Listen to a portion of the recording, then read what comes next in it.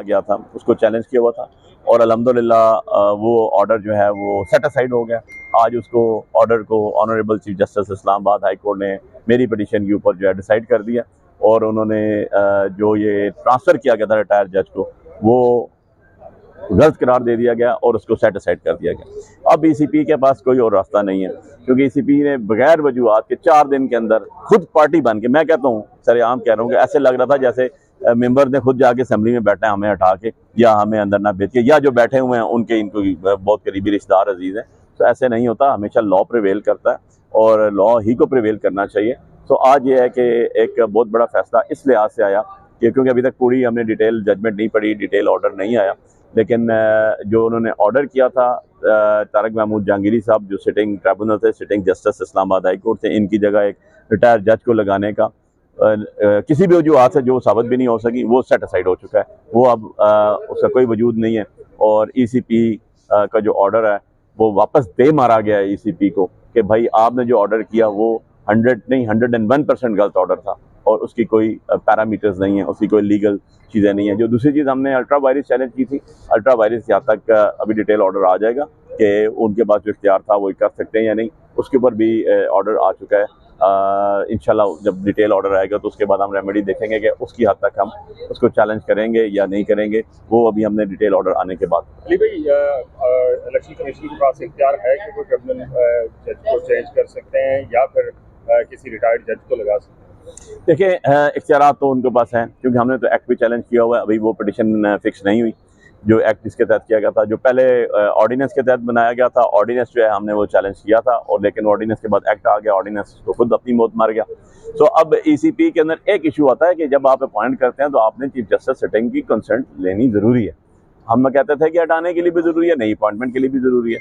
अब वो तो ऑनरेबल इस्लामाबाद हाई कोर्ट के चीफ जस्टिस का अपना इख्तियार था, वो हम तो उसमें कुछ भी नहीं कह सकते ना कर सकते। हम तो जजेस को सरबुलंदी की बात करते हैं, हम तो रूल ऑफ लॉ की बात करते हैं, हम तो जजेस को उनका इख्तियार देने की बात करते हैं। अगर अपना इख्तियार खुद वो किसी दूसरे को सौंपना चाहते हैं उसमें तो हम कुछ नहीं कर सकते। सो वो भी ऑर्डर आएगा तो पता चल जाएगा। हम तो कहते थे कि जी एक लॉजिकल बात है, एक लीगल बात है, टैक्सेस का लॉ या स्पेशल लॉ कोई भी हो, जब अपॉइंटमेंट अथॉरिटी के साथ कंसल्ट करना लाजमी है तो उसके बाद जब उसको हटाना हो उसके साथ भी कंसल्ट करना लाजमी है और नया अपॉइंट करना हो तो उसके लिए भी कंसल्ट करना लाजमी है। उसमें मेरी आपकी एटलीस्ट पब्लिक एट लार्ज किसी का भी कोई इशू नहीं था, वो तो हायर हायरार्की की बात थी, वो तो चीफ जस्टिस की अपनी डोमेन थी, उनका अपना इख्तियार था। अगर वो अपना इख्तियार उठा के किसी दूसरे को देते हैं तो दे दें खुशी से, मैं तो उस पर कुछ भी नहीं कह सकता। लेकिन डिटेल चीज़ें इसमें हम ये करेंगे कि इंशाल्लाह ऑर्डर आएगा तो उस ऑर्डर को जो है हम गो थ्रू करूँगा मैं खुद, और अगर हमने समझा कि इसके ऊपर एज़ पर लॉ हमारी सोच के मुताबिक कोई डिफिशेंसी है और लीगल रिक्वायरमेंट्स पूरी नहीं हो रही तो उसको ज़रूर चैलेंज करेंगे इंशाल्लाह। अच्छा अली बुखारी साहब, ये बताइएगा कि ये जो 3 सीटें हैं इस्लामाबाद की आम सीटें हैं, वाक़तन ये अदालत से आपको मिलती हुई दिखाई दे रही हैं या फिर ये वो चूंटी की टांग में रस्सा डालने वाली बात है? देखो यार, चूंटी की टांग में रस्सा सही बात नहीं है, हाथी के नाक में चूंटी वाली बात ज़रूर है, ठीक है ना। इंशाल्लाह इस हाथी की मौत होगी फॉर्म 47 वाले की, और इसकी शुरुआत इस्लामाबाद से होगी, इनकी सियासी मौत होगी। ये सियासी बोने जो हैं, ये जो छोटी सीटों पे बड़ी सीटों पे छोटे ज़र्फ के लोग बैठ गए, अल्टीमेटली इन सब का अंजाम यही होगा कि ये ना घर के होंगे ना घाट के होंगे, इनको ना अवाम तस्लीम करेगी, ना ये किसी असम्बली हॉल में बैठने के काबिल रहेंगे और ना इनके अपने घर वाले इनको अपना मानने का इकरार करेंगे। तो आप देख लीजिएगा बहुत जल्द इंशाल्लाह।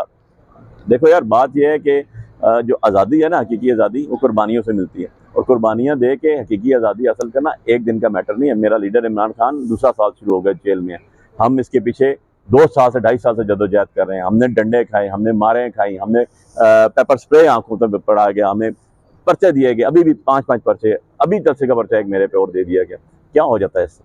लेकिन कुर्बानी तो देनी पड़ती है। अगर मैं कहूँ कि मैं कुर्बानी नहीं दूंगा, मैं सफ़र नहीं करूँगा और हकीकी आज़ादी आ जाएगी, ऐसे नहीं होता। हर चीज़ की कीमत होती है और आज़ादी की नेमुल बदल आज़ादी की जो है वो कोई भी नहीं है, और जो इसके मुताल्लिक़ कुर्बानी है वो भी लामहदूद है। बहुत से लोगों ने दी है, बहुत से लोगों ने सेक्रीफाइस किया है। पाकिस्तान बनते हुए भी दुनिया ने सेक्रीफाइस किया, लाखों लोगों ने जाने दी। इसको बचाने के लिए भी लाखों लोग खड़े हैं जो जाने देंगे, ऐसी बात नहीं है। आपने इस करप्ट हुकूमत का, इस फॉर्म 47 हुकूमत का, इस 2 नंबर हुकूमत का, ये जो डाका जनी से आई हुकूमत है, इनका जो अमेंडमेंट बिल है वो तो देख लिया ना मसूदा, ना पता है डिप्टी प्राइम मिनिस्टर को, ना पता है लॉ मिनिस्टर को कौन सा सहीफा है भाई, कहाँ से आ गया ये। और उसमें सबसे चीज़ 3 एलिमेंट्स क्या है उसके, मैं आपको क्रक्स बता देता हूँ। जो मैं कल एक प्रोग्राम में था तो मुझे जमीयत उलमा इस्लाम के किफ़ायतुल्लाह साहब बैठे हुए थे मेरे साथ, उनसे मुझे मिला वो, और उसके अंदर नंबर 1 फंडामेंटल राइट्स के ऊपर कदगन लगाई गई। आर्टिकल 199, आर्टिकल 8, आर्टिकल 17 जो बुनियादी हकूक लोगों के हैं उसके ऊपर ज़बह कर दिया गया। नंबर 2 अदलिया के ऊपर मुकम्मल जो है उसको जो है पाबंद सलासल करने की बारे में बात की गई। उसको एक सबॉर्डिनेट अदारा बनाने की बात की। अदलिया सबॉर्डिनेट अदारा नहीं होता।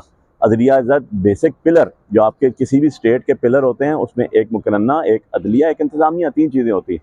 ठीक है, ये 3 चीज़ें पिलर ऑफ द स्टेट होती हैं, वो एक दूसरे के मातहत नहीं होती। ठीक है ना, उनका अपने पैरामीटर्स हैं, उनके अपने ऑर्बिट्स हैं, उसके अंदर वो काम करती हैं।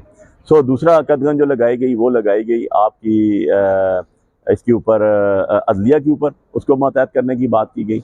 और इंतहाई भयानक किस्म का यह है, इसको तो मैं कहता हूँ कि ये तो मार्शल लॉ के दौर में, मुझे तो वो एक 8th अमेंडमेंट आई थी जनरल ज़िया उल हक के दौर में जिसमें 58(2)(b और इस तरह की चीज़ें थी, ये तो उसी का डुप्लीकेट लग रहा है भाई, ये तो उसी का डुप्लीकेट है। डूब मरना चाहिए इन जो अपने आप को सो कॉल्ड पॉलिटिशियंस कहते हैं, सियासतदान कहते हैं, जिसको टेबल नहीं कर सके वो, जिस पर डिस्कस नहीं कर सके वो, ऐसे लॉ मिनिस्टर को डूब के मार जाना चाहिए। वैसे लॉ मिनिस्टर साहब तो किसी बार में भी जाने के काबिल अब नहीं रहे, यहाँ पर लोगों को बुला के करते हैं। जरा वो जाएँ तो सही, उनको बाहर को पता चले कि उनके अपने हालात क्या हैं, उनसे लोग और उनसे वकला बरादरी नफरत कितना करती है।